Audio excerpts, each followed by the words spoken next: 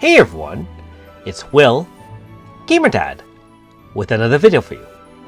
So in today's video, we're going to go over the farming results that I've had over the last month, my current and future plans in terms of grinding, as well as my thoughts about the 4th anniversary campaign part 3.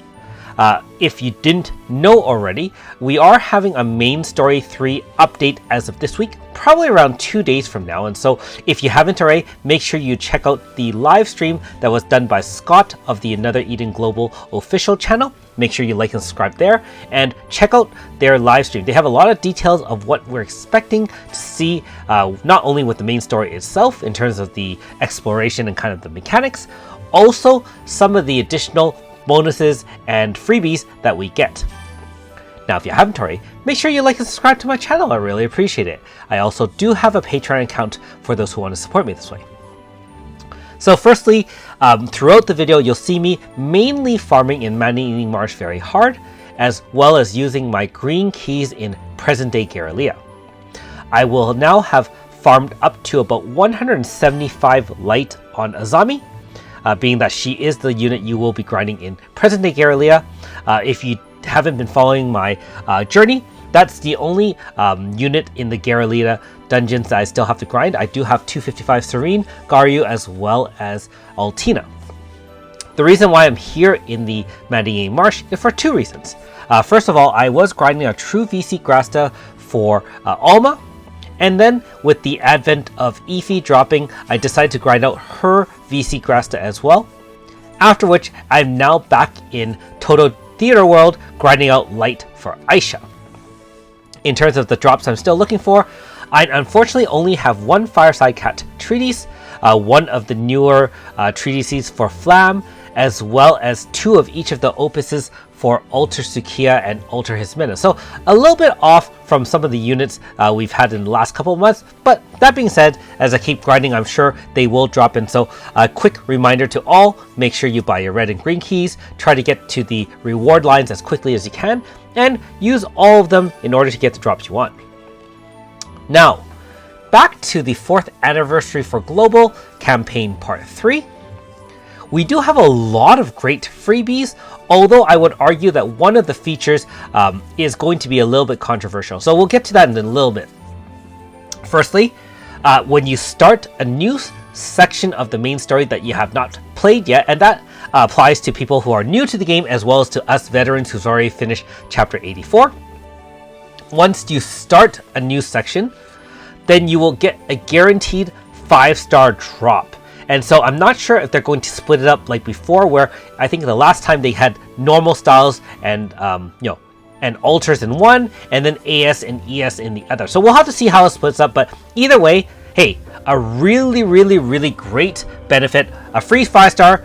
Hey, nothing to laugh at. Even though the vast majority of us will get a dupe, some people will be surprised with mega units that we haven't seen before. And if memory serves correctly, it should be updated to version 3.0.100. So there should be a chance of getting Monoka in this free drop.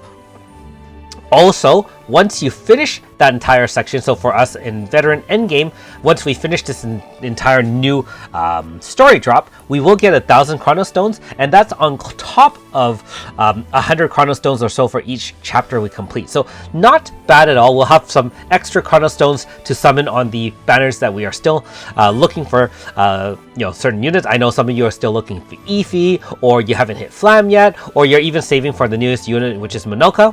I'll cover her more in detail, obviously, when tomorrow's update notice drops and in my Should You Summon video this week as well. But yeah, we're all looking for that new Chainsaw Girl. And of course, who's not summoning for the buddy, right? We summon for the buddy, not the unit. Ha ha ha. Onwards, we do have another round of Sprinkles of Salt, aka Whispers of Time. So that's a free daily pull. And then you get another Whisper of Time drop, which is another free 5-star. So far, we get 2 free 5-stars, 1,000 free Chronostones, 10 single Whispers, not bad at all. And we get extra logins, which is quite nice. The last thing that is the most controversial is the fact that we do have a new Star Dream, and that is really great, right? Kind of. Now, this Star Dream isn't the one we just got a little while ago. This Star Dream only covers units up to 2.13.100 Apocrypha Chapter 1 The Road to Thunder. And so if you are at that point in the game, or you remember from that number of months ago, Orlea was the latest unit featured in there, followed by ES Miyu in the same banner. And unfortunately, that does not include all the units after that. So powerful units such as Alma, Alter Hismina, Alter Sakia, AS Nakoko, and Ify, Minoka will not be included. So just a warning to any of you who are planning to do the Star Dream, this one is only up to version 2.13.100, which I'll cover in my Should You Summon as well. So it is a little bit disappointing. That being said, for all of you who are watching, I advise you to just kind of take this into consideration. As much as we say it's extremely disappointing, and honestly, yeah, I agree with you on that side, this is also the second Star Dream within a month. And so, if you think about it, this is really more of a bonus Star Dream, because honestly, I was thinking the last Star Dream we got, which was up to, I think, Alter Hismina, right? Essentially covers every unit that you could have wanted up to then. And I understand that some of us are disappointed that Monoka's not included in this. Keep in mind that Japan got the exact same Star Dream. And based on that, when they got this story drop, this was kind of, it wasn't including Minoka as well. So you can say WFS is being greedy, WFS is being mean, and so on and so forth. But Japan actually got the same Star Dream, and being in global, we actually got the advantage of having an additional Star Dream over then. So in that sense, we shouldn't complain. Now, that being said, if you've already picked a very powerful unit that you wanted in the first Star Dream, this one might not be nearly as valuable.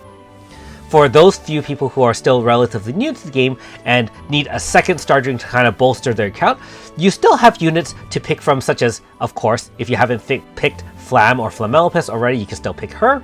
There's Eva, there's RCF, there's still normal style Nakoko. AS Radius is not included, however, AS Yifa is. There's a lot of pluses and minuses, but the fact remains that it is still a Star Dream encounter. You can still get a 10 pull followed by a selector, and so that is not bad at all. Anyways, so that's just my thoughts about the update, but overall, extremely happy that they gave us a lot more than I was expecting. I was not expecting, for example, another round of Whispers, and certainly wasn't expecting any other kind of double 5-star. So let me know in the comments below what you think about my thoughts, whether or not you're excited for the update, if you're, kind of biding your time. I know some of you may have some gacha despair, because let's be honest, these last few banners have been brutal for many of us. It's a split banner, so a lot of the harshest units, especially Ify, has gotten a lot of people broke. So I continue to wish all of you great luck in getting the units you want. On another note, who's not excited for the main story? I mean, main story 3, we were left on a cliffhanger, and so I really hope they resolve some of those storylines that include Aldo and kind of his existence and so on and so forth. Don't forget, this new story arc is actually in a different time layer. It's not in our regular time layer. It's something called a hollow time layer. And so obviously the writers can do a lot of liberties in terms of expanding the world, seeing things we've never seen before. Looking forward to it, although I've heard instances where the challenge from the mobs are going to be extremely difficult. And so thank goodness we are able to set the difficulty of this new storyline. They've looked like they've actually listened to some of our complaints, such as random fights and so on and so forth.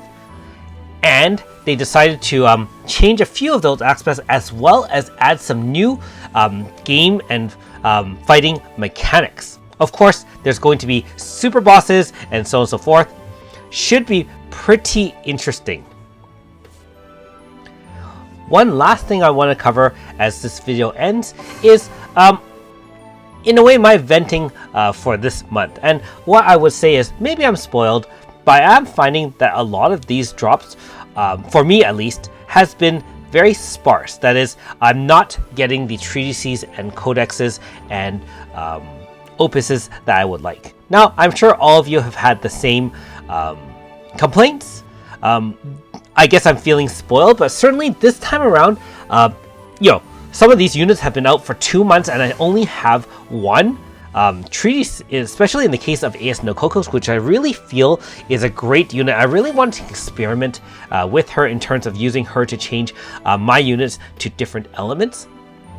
And of course, part of the frustration is not only do I not have the way to upgrade those particular units, I actually want to do some cool experimentation with them and share those results with you, not only in the 5-star review, but also just to kind of bolster the account. Because let's be honest, if our accounts or our unit roster or things remain stagnant or stale, we lose a little bit of motivation in order to kind of proceed with the game. Now, of course, we really shouldn't be, and this again, GamerDad lecturing everyone, we shouldn't be giving up on our daily grind.